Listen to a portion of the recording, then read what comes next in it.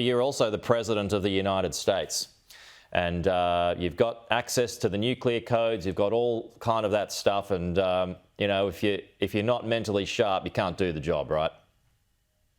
Well, I think those obviously are question marks that after his performance in the debate last Thursday loom large over the White House. And yet, look, there are plenty of examples that Biden has a strong command of his cognitive abilities. Nonetheless, I just think that, and obviously there are several Democratic leaders that agree with me, that we must have a better candidate. And so all of this notion, well, it's just going to get too messy if we open up the process again, quite frankly, ignores the fact that it's pretty darn messy as it is, and it will get messier up to the Chicago convention. Yeah, I mean, either way, it's going to be messy. And look, I'm looking at things too from afar as an observer. I just think politically, if Joe Biden steps down, there's no way they can't choose Kamala Harris politically, right? Do you agree? Or can they get around that? Because, they will isolate a huge section of the Democrat Party if they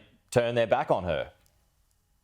I don't necessarily think it has to be Vice President Kamala Harris. And as viewers in Australia may already be familiar with, she isn't the most popular political figure here. And yet, as you point out, obviously, there is a base of support, including a strong base of support within the Democratic Party.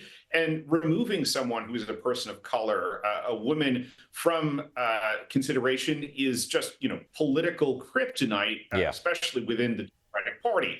But at the same time, Biden has essentially created these conditions. Kamala has to go along with him. And so you may see governors like Gavin Newsom in California, Gretchen Whitmer in Michigan, Andy Beshear down in Kentucky, who start to put themselves, or their supporters start to put them forward. And I think, quite frankly, those are our strongest candidates going into November. Brett, you teach crisis communication at university, right?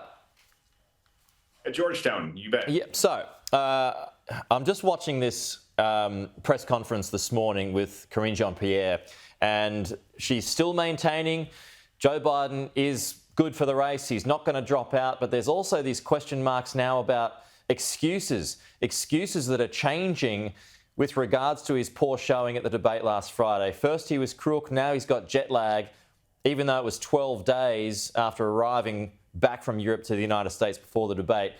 How do you think the White House is handling this crisis? Well, you mentioned before, you're a parent, I'm a parent. We're familiar with the 101 excuses that your children can make for why they didn't do their chores, why they didn't turn in their homework on time. And I think that's echoing what we are seeing from the White House and from the Biden campaign over the last several days. And, it is not, to your point, effective crisis communication. You don't want to be putting forward, a new rationale, a new reason every day. And quite frankly, they just need to be more transparent about this. Somebody raised at the press briefing at the White House today, why doesn't the president take the 100 steps from the Oval Office into the Brady press briefing room there at the White House and answer some questions? Instead, what we're getting are, as you were just showing before, some of these formal, these very well orchestrated, prepared, teleprompter-driven conversations with the president, not an authentic exchange. No, that's right. And he pretty much always goes off the teleprompter these days, except for that debate. And look what happened there.